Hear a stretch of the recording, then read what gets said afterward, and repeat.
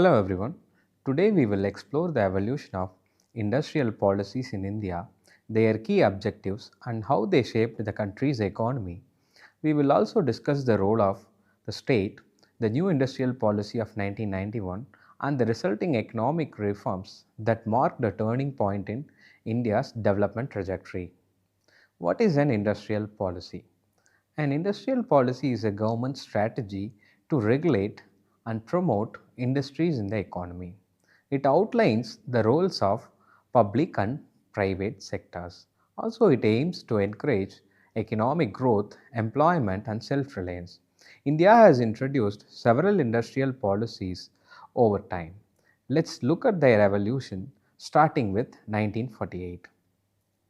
Key industrial policies. Industrial policy of 1948. The first policy after independence focused on rebuilding the economy after colonial rule. Key features. So defined the roles of public and private sectors. Industries were classified into three categories. One is state monopoly, arms, ammunition, atomic energy, and railways. A mixed sector controlled by both private and public sectors, example mining, steel, and transport. Private sector, consumer goods industries. Let's see the significance. Laid the foundation for a mixed economy. Next, we'll move to the industrial policy of 1956. Focused on the goals of second five-year plan and the vision of a socialist pattern of society. Let's see the key features. Strengthened the role of public sector in core industries. Industries were classified into three schedules. Schedule A, exclusively for the state, example atomic energy and defense. Schedule B, state owned but with private sector participation, example fertilizers. Schedule C, open to the private sector, example textiles and consumer goods. Also, it encouraged small scale industries, cottage industries. Let's see the significance. Marked a major shift towards public sector dominance. Next, we will move to the industrial policy of 1971.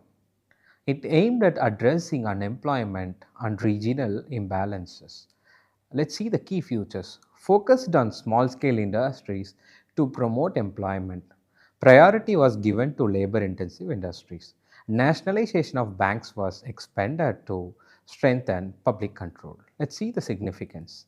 Strengthened the rural industrialization and also the regional development. Let's move to the industrial policy of 1977. So, introduced during the Janata government, focusing on decentralization. Let's see the key features. It emphasizes on promoting small, medium, and cottage industries. Also, reduced the dominance of large scale industries.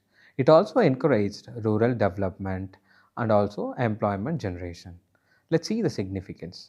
So, it also advocated for self reliance and grassroots industrial growth. Next, we'll move to the industrial policy of 1990. India had faced a severe balance of payments crisis during the time of 1990.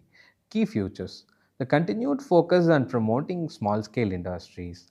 Also, it encouraged the modernization and liberalization of certain sectors. It also recognized the need for private and foreign investment. Let's move to the significance.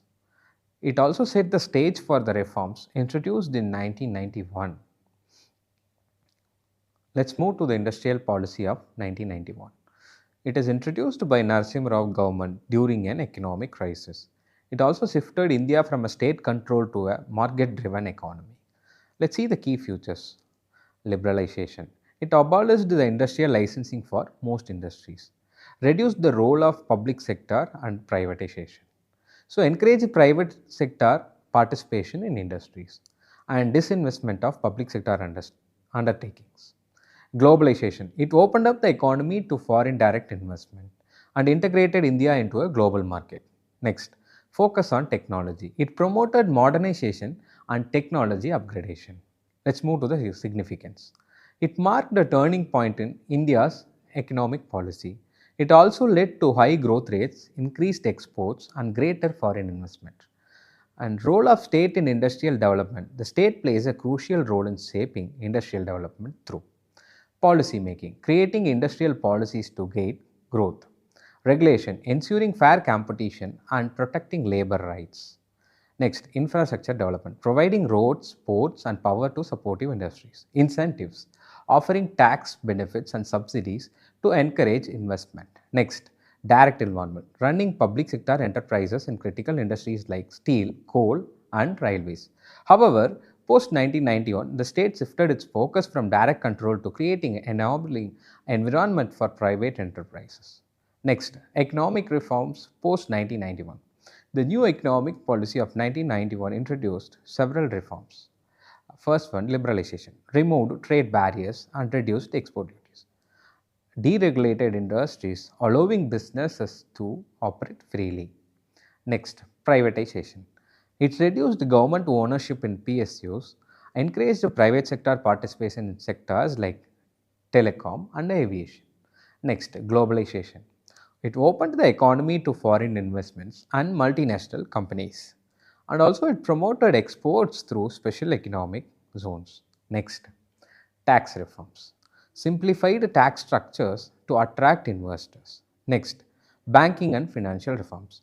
It allowed foreign banks to operate in India, encourage modernization in the banking sector. Impact of reforms. India transitioned into one of the fastest growing economies.